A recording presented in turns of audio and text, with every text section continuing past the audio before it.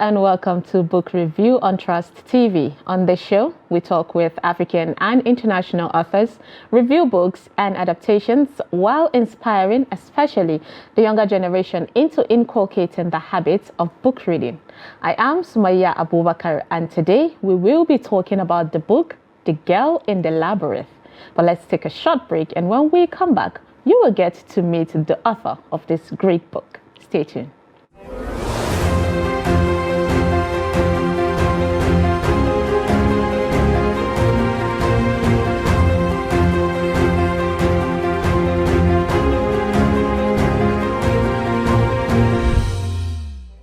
Welcome back. If you're just joining us, of course, this is Book Review on Trust TV. Now, before the electronic era, everyday reading was a ritual that almost everyone who wanted to gain knowledge adapted. There are many benefits of reading books, from making you smarter to improving your reading and writing skills, hence the need for more reading culture. Our guest for today is Wafika Adaviruku. She is a geologist, creative writer, spoken word artist, and a neuro-linguistic programming practitioner. She believes words are the illuminating path to an enriching future and hopes to showcase as much light as possible in her writings. She currently resides in the bubbling city of Lagos, where she hopes to bring her creativity to life. The book, The Girl in the Labyrinth, is, of course, her first novel. Welcome, Wafika.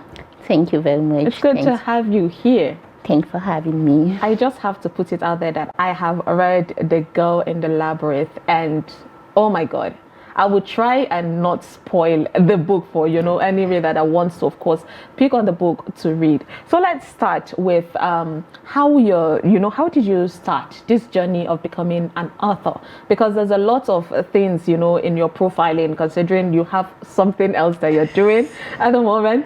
But how did the journey of you saying today I just decide I want to write a book? How did it start?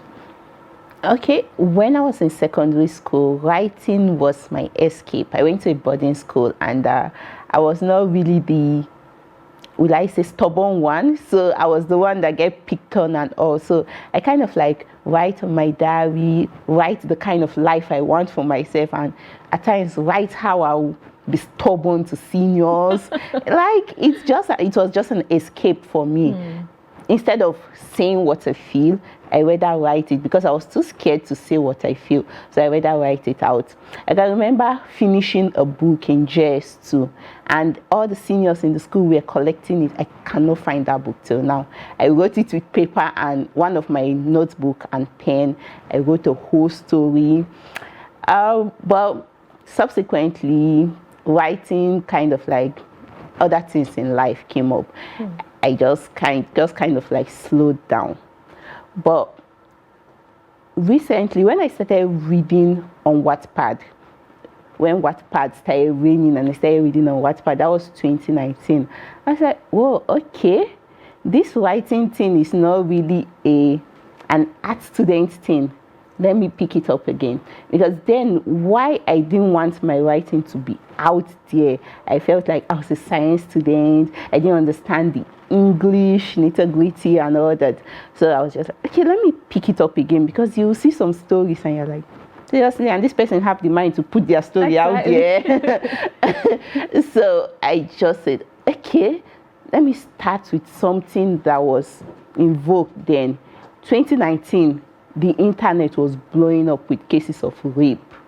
People were coming out talking about their rape cases and all that, but there was no really solution for it. So I was like, okay, let me start something here.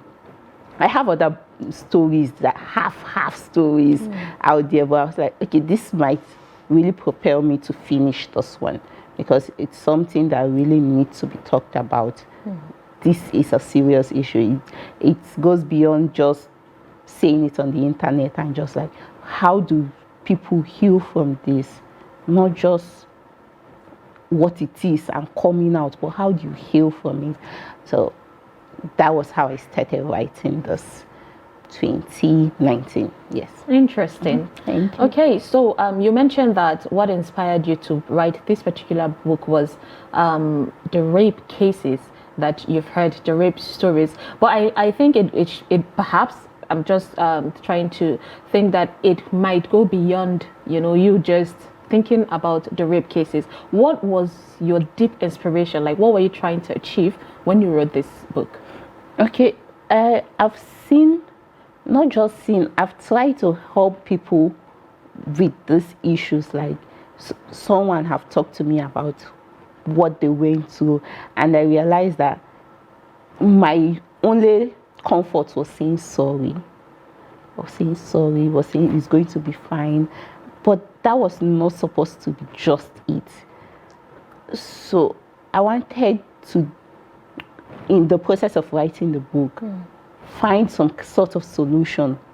Rome is not built in a day. I cannot just sit down and come up with a solution. I wanted the story to lead me to a solution, and then it led me to neurolinguistic programming. It led me into different coaching classes. Interesting. Yes, so it led me to read a lot of things, and I didn't want the book to be all filled with self-help. If not, there were a lot of things I was going to write on it, but it is a fictional book, so I left it in the stage of fictional, but it really led me to read about a lot of things, and I kind of got the book to a level of, okay, when you go through this, these are the steps to take. Not a detailed step, but at least you know that you're supposed to talk to somebody, a professional. You're supposed to, first of all, get away from where that issue is. Yes, because you cannot heal where you were hurt. You just have to get away from there first and talk to a professional, not just anybody that will tell you sorry, it's going to be fine. Yes, you need that, but you also need to heal, because it's going to affect a lot of other things in the future if you don't heal from the experience. Yes. Okay, so I'm sure that by now the viewers are curious to hear a bit about this book. So tell us a bit about The Girl in the Labyrinth. Okay, I will just talk about the beginning so that I don't leave any spoilers. Okay. So Oiza is a 17-year-old girl that she grew up in an orphanage, and she's like, the patron was harassing her. She just told herself that, okay, I don't think this is the life I want. And with the help of one of her teachers, the teacher saw her and knew that, okay, this is not the Oiza she knew. Something is definitely wrong with her. Gave her some, since she was not opening up to her teacher, the teacher gave her some books. The teacher gave her some books to read, and through those books, she found what will really help her, and she stood up. She ran away from the orphanage to go find something for herself. And that was how she came in contact with Ado and the family that later brought her in. Well, this family that brought her in was not all that glitters.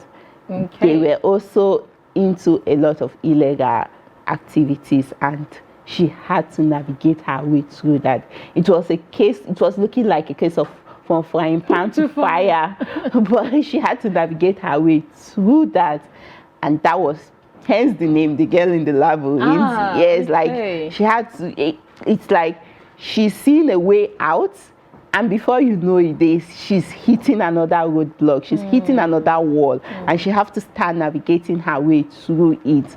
But luckily for her, at the end, she found her way. Which is what everyone wants. People want to have a bit of, should I say, fairy tale ending. We all know that life can be really difficult sometimes, and there's a lot of roadblocks. But what keeps people, coming back to picking book is, at the end of the day, there's that hope. And hope, of course, is what people want. So we know that the girl actually found her way later out of the labyrinth, right? Yes, she does. Okay, so what in order for for the reader to pick this book and say, I picked this book and I learned from it, what do you want people to actually learn from it? Okay, the first one is definitely healing from your experience.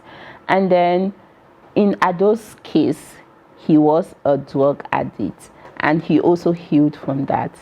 He kind of joined a cycle that helped him. So it's not just about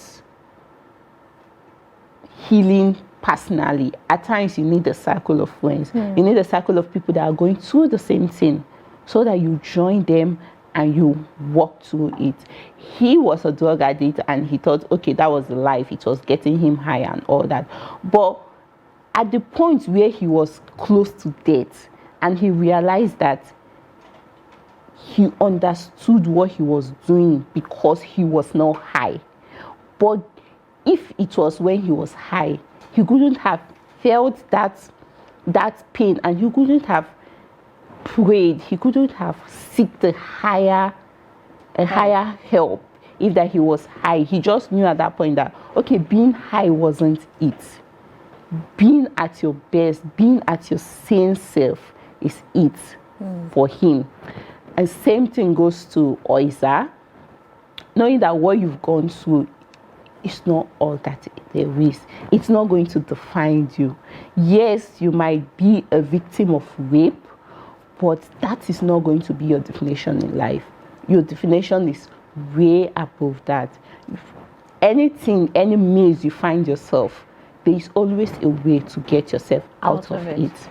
So, yes. Interesting. That's really interesting. Okay, so while writing the book, you said you had to go through a lot of processes, things that you had to learn in order to pull yourself. I would want to ask you more about your challenges, but first, I want to know, while you were writing this book, particularly, especially the stories, the characters you're talking about, I know that based on our discussion off the camera, you did not experience this firsthand, but I'm sure, I want to know, how did you pitch in, picking these particular characters and the role and imagining how these people feel when they're, for example, Ado, when you mentioned when he's high, he always does something like this. How are you able to go through it and create that narrative, the character that would, and explain it in details as though you, as the author, was experiencing that situation? Okay, when I was at Sokoto, I had this friend that was trying to stay off drugs. So that narration of Ado when he is high and when he is not high was from there. Like he was trying to stay off drugs. It was a process for him, and that process was a painful one. But at the end of the day, it was a good one. And at the end of the day, what he felt after, when he was getting clean, it was not like he was clean totally yet. It was still a process. But his description of his feeling was like, yes, this is what people should feel. Do you get? And let's face it, in the Muslim community, a lot of people talk of no drinking of alcohol. But the line is blurred when it comes to smoking, cigarettes, and drugs. True. They tell you that it's not anywhere in the Quran. You see a lot of our young Muslims, even females, Yes.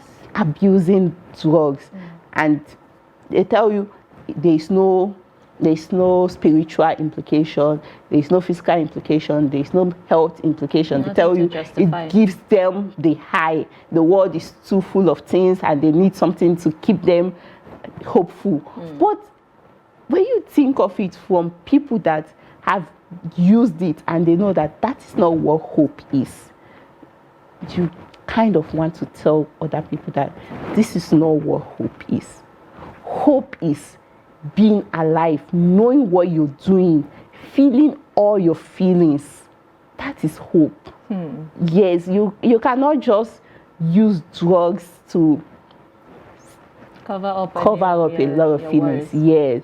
So, and the drug business is actually a very profiting business. That is a lot. If we decide to debate on that, honestly, it's going to be deep. Yeah. But quickly, let's take a short break. And when we come back, of course, we'll continue our conversation with Wafika, because there's still a lot to know about this book, The Girl and the Labyrinth. Stay tuned. Now, as part of efforts to support Africa's goal of strengthening... Now, looking at the activity chart, as you can see right here, a total volume of 130. Created a Boko Haram crisis that at that time was restricted to Yobe. How secure are they? You can see security men with blood. This is the road leading up to the... Or really, if you look at England squad, you are looking at EPL, you are looking at their names. You are not looking at...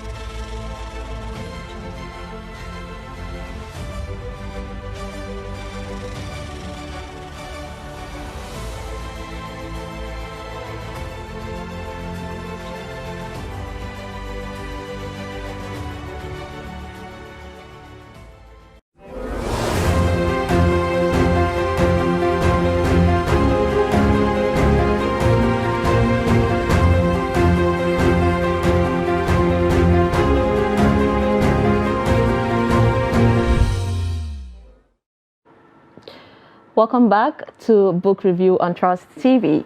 Now, before we went on a break, of course, we were discussing about the book, The Girl in the Labyrinth, and we have our guest, Wafika Viruku, of course, with us. So, Wafika, you told us about the process of the book, but we want to know the challenges also, because every step in life you take, we know that, of course, there'll be challenges and roadblock, and perhaps even you could be the one in the labyrinth, I would say. So tell us about the challenges you encountered while writing this book, and of course after, because there should be, right? Yes. So I was trying to be as authentic as possible, but I was fighting with the fact that, okay, this is a multicultural country.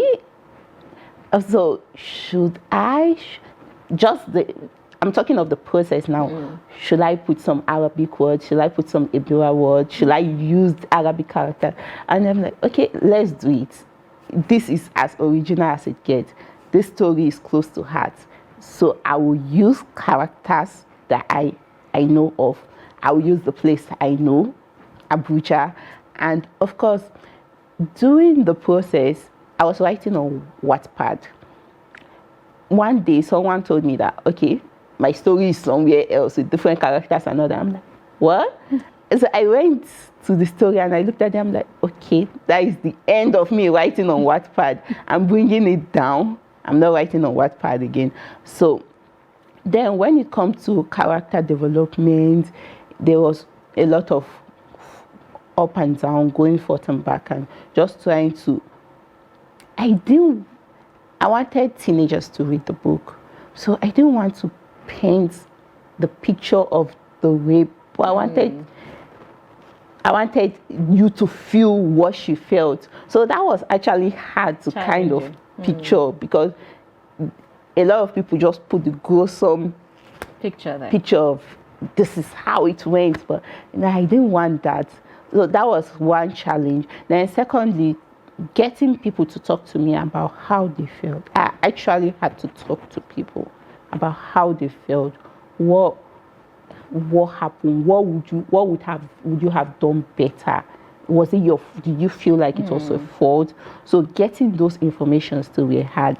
Then, like my friend I talked of earlier, getting the drug part of it. Like, a lot of people just want you to know that yes, they are high and it's good for them.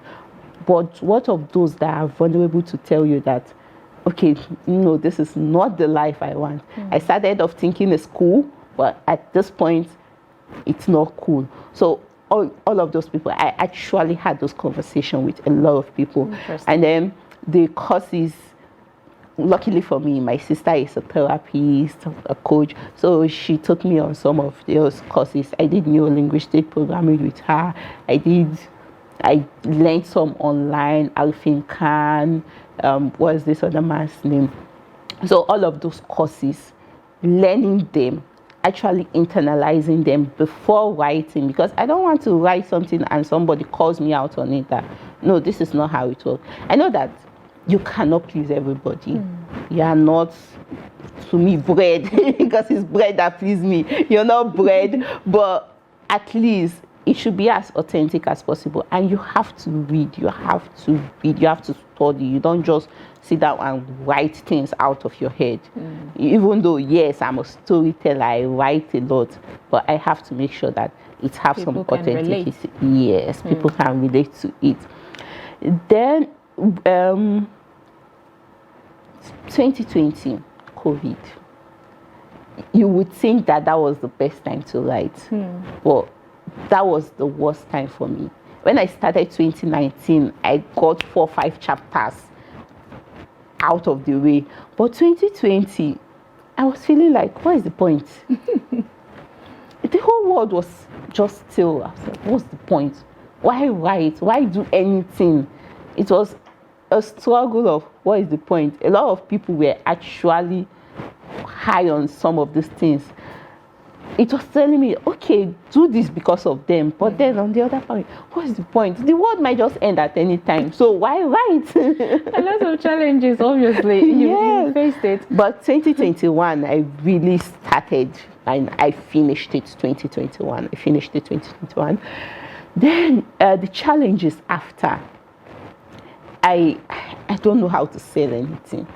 So marketing was a challenge. I didn't want to self-publish. I wanted it to be traditionally done. All I would do is maybe call me for a book signing and all that. I will go for it. But from my editor told me it was a go. March 2022, February, March 2022, and I started submitting. I submitted. I'm sure I submitted to more than 20 publishing houses. Oh, wow. Some were having competition, prizes to be won. Some were just calling for submission. And I kept submitting. The rejections started coming immediately. A lot of challenges, obviously. Yes, the rejections started coming. It seems when we decide to go deep into these challenges, it's much like step by step. But quickly, we're almost running out of time. Okay. I'm sure that our viewers would want to hear, of course. We want you to read, of course, your favorite page, chapter, line. Just what chapter are we going to read, of course? Let's see. Chapter 6. People would want to know. I like the heading. Birthdays and death days. Birthday and death days. Okay, let's go. Yes. Okay. Nene sat on the chair beside Oiza's hospital bed, holding her free right hand. Her left hand was injected with an intravenous injection. She prayed to God that Oiza and the baby were okay. She studied Oiza's face intensely. There was something about the girl's rich ebony face that made Nene ask her to live with them. Apart from her saving her brother's life, she also needed to be sure the orphan girl had no hands in setting up her brother. Something about Oiza made Nene connect with herself when she was younger and innocent, when she didn't know what the family business entailed, when she was just daddy's little girl and not someone who was trying so hard to prove to her dad that she can be as good as her late big brother. All this were just a way to find peace and sense of purpose in this bitter world that took her brother from her too early in the most gruesome way. But she was starting to realize that sometimes she went too far. She was no longer trying to ease her pains, but had become a monster, an ugly, mean monster with a pretty little face. Now 23, 10 years after her brother's death, had changed her into the bloodthirsty, revenge-driven vampire she had become. But how could she have been so stupid, she thought. How is this a good birthday present? Why exactly did I allow Oiza to follow me out to witness that ugly scene? She felt, however, that something about Oiza's eye made her feel the girl was ready for all of it, even though she was still a kid. She had just turned 17, and for a birthday present, I brought her this. Okay, I think we should stop there. Okay. So, tell us why this chapter. Of all the chapters that you could pick, what's so interesting? What caught your mind in this chapter? Okay. The fact that a lot of people blame their experiences on what they've become, telling you that it's the world that changed me to this. Some people, after a breakup, they start breaking other people's hearts. And they tell you that it's the first person that did this to me, so I'm going to do this to other people. But really, is that really why? Or you are just looking for an excuse to go on with what is in your heart?